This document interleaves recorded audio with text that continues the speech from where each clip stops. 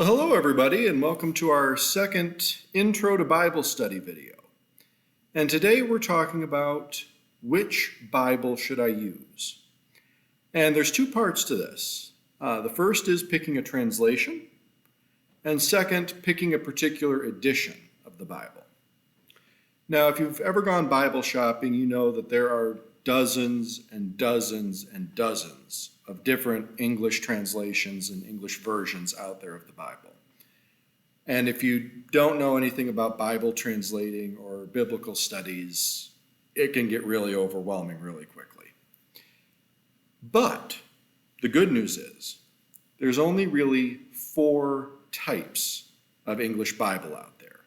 And all the different translations and versions fit into one of these 4 categories. So we're going to go through the 4 categories, and to give us a point of reference for how easy or difficult it is to understand these translations, we're going to pretend, or in my case, I just am, pretend that we're a 30-something-year-old person talking to different sorts of people and use that kind of a conversation to understand how easy or challenging it is to read these different Bible translations. So the first type of translation is what's called a formal translation.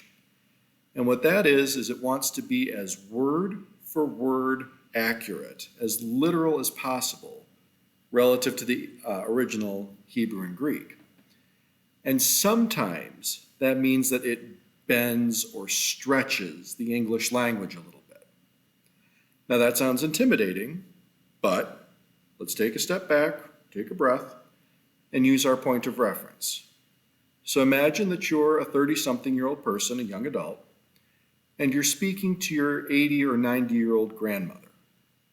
9 times out of 10, you have no trouble understanding what grandma's saying. Perfectly easy to understand her. But every so often, she'll reference something from her childhood, or she'll use a weird or unusual turn of phrase, like the bee's knees or something. And you have to slow down and sort of pick apart what it is grandma's trying to get at. But it's really easy to do. It takes a brief second, you get yourself back on track, and you're able to keep going. And that's the extent of the sort of Yoda speak that you find in a formal Bible. It's nothing that anybody in high school or above would have any problem understanding. A lot of times it gets blown out of proportion. We think, oh no, it's weird English, but it's no more weird than talking to grandma. Really, it isn't. So the best formal translation out there is the New Revised Standard Version, abbreviated NRSV.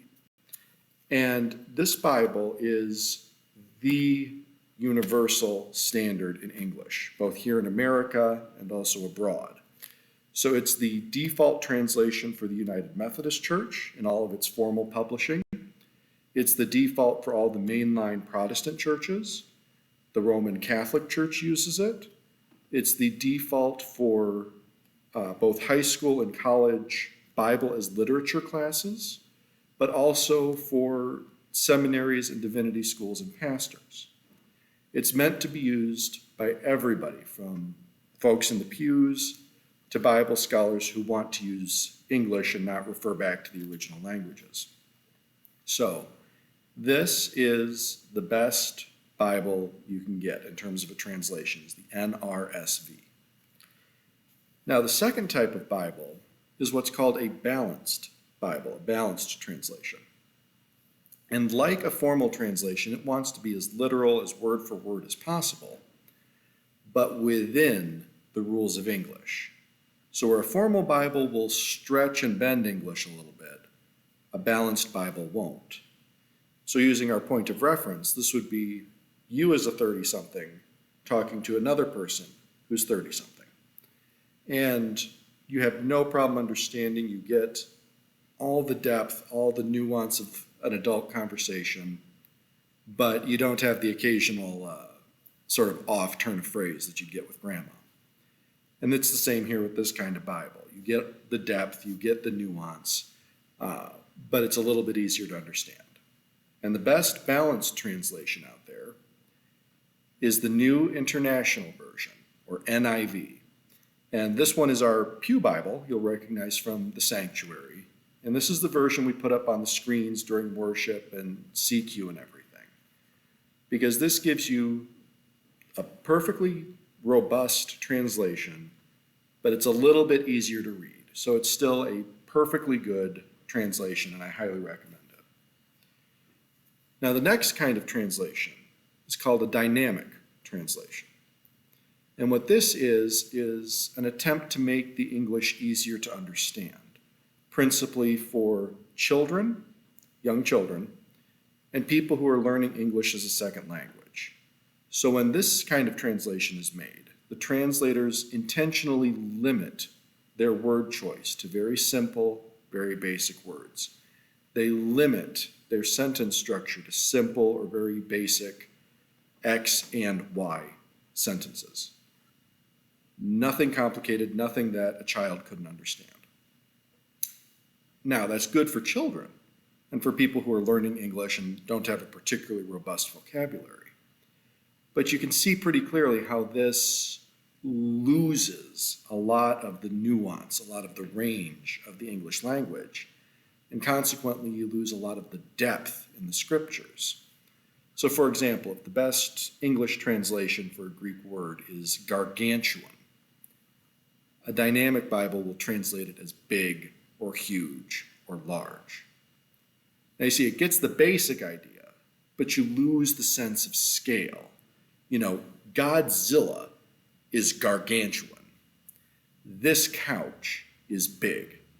And there's a big difference, no pun intended, between a big couch and a gargantuan Godzilla. So to use our point of reference, this would be like you as a 30-something-year-old adult talking to a 10 or 11-year-old child. Now you can understand them, it's perfectly clear, but it's very basic. You can't have a real deep, meaningful adult conversation with a 10-year-old. Likewise, you can't get a full, robust understanding of the Word of God out of a dynamic translation. Now, as far as dynamic translations go, a good one is this, the Contemporary English Version, the CEV. And you've seen these around the church. They're in the chapel lounge and in the celebration hall.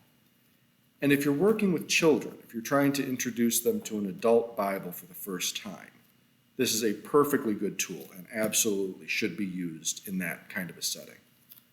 But if you're doing an adult Bible study, if you're an adult doing your own devotions, you shouldn't really be using something like this. It wasn't made for educated, fully grown adults. It's for children and people who are still learning English.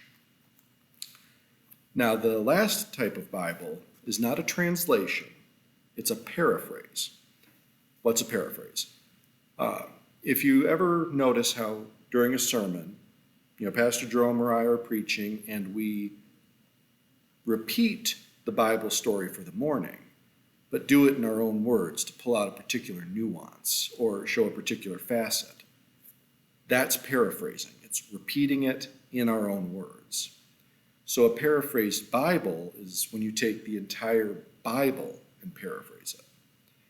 Now, if you're doing that in a sermon to pull out a particular reference or in a class, and you're doing it within easy reach and easy reference of a translation, then that's fine, because you're working from the translation, pulling out this nuance, and then going back to the translation. But if you're trying to use a paraphrase as your everyday go-to Bible, you are going to lose a lot of the meaning of the Bible. And at that point, you're not listening to what God is saying in His Word. You're listening to what somebody else's interpretation of God's Word is. And so you're getting it filtered through somebody else and not having that direct, intimate relationship with God.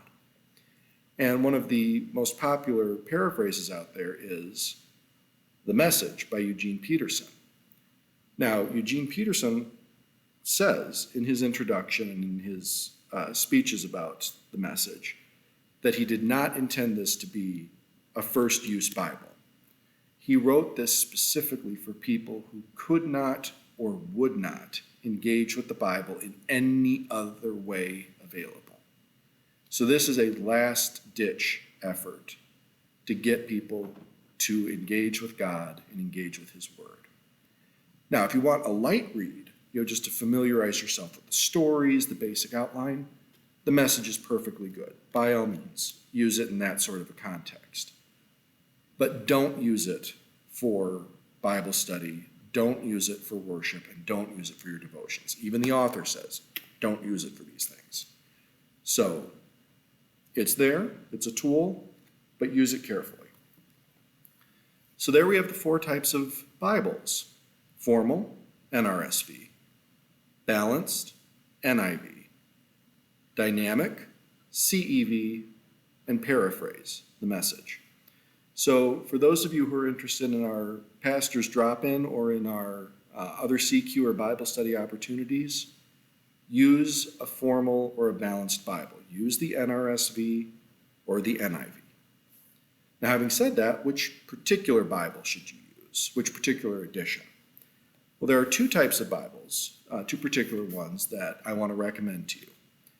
The absolute best version is something like this. This is my NRSV, and it's a journaling Bible, sometimes called a note-taking Bible. And if you see here, you've got the Bible text in the center, and then very wide margins that happen to be lined. With something like this, you make your own notes as you go through the Bible. So if you're doing your study or your devotion and you have a particularly deep message from God for you out of it, write it in the margin. If you're in church and the pastor explains something very clearly in their sermon, write it in the margin. If someone in your Bible study or CQ class says something that particularly resonates with you that they found in the Bible, write it in the margin. And as you do that, you'll see your own growth, your own development, and you'll have a record of how God has spoken to you in and out of his word. So this is the absolute best. I strongly recommend that everybody have a journaling Bible. And they come in all different kinds of translations, but again, go for an NIV or a NRSV. Now, for those of you who want a little bit more guidance, a little bit more direction in how you read the Bible, there are a lot of study Bibles out there. And the best one for Methodists is this one here. I'll show you the title page. This is the Wesley Study Bible. Now, the notes aren't by John Wesley himself. They're by a team of Methodist pastors and scholars and theologians. And as you can see here, got all these notes here that talk about the Bible text.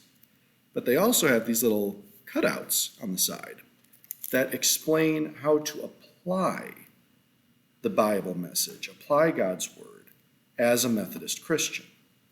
And to give you a good Badger-friendly recommendation for this, one of the men involved in this project, the Wesley Study Bible, was a pastor named J. Ellsworth Callis. And you might recognize him from his Bible study from the backside books that were popular a few years ago. But he was a Wisconsin Annual Conference Methodist pastor who became the head preaching professor at Asbury Theological Seminary, which is the first school that I went to. And Asbury is the single biggest independent Protestant seminary in the United States. And it is also the most prestigious Methodist seminary in the world. Pastor Jerome will tell you that there are Sri Lankan seminary students who would give their right arm for a chance to study at Asbury. So not only was Callis the chief head preaching professor there, he was also the president of the biggest, most prestigious Methodist seminary in the world. And he was a local Wisconsin Conference Badger. So that should stand out as a particularly good reference for why this is the best study Bible for United Methodists in Wisconsin. So there we have it. I hope that's been helpful. And remember, 2 really good types of translations: formal, NRSV, balanced NIV. And when you're going to buy a Bible, buy either a journaling Bible, and they come in all sorts of translations, or the Wesley Study Bible, which comes itself in a couple of different translations. But I strongly recommend getting them in the NRSV. It'll give you the best, most robust understanding of the Word of God. And especially if you have a journaling Bible where you can make your own notes in the margins, any of the little hiccups will be smoothed out almost immediately. So I hope that's been helpful. And for those of you who are available, please check out the Emmanuel CUMC website for all the information about our pastor's drop-in Bible study on Tuesday mornings. And I hope to see some of you then, and if not, we'll see you on Sunday. Have a blessed day. Bye-bye.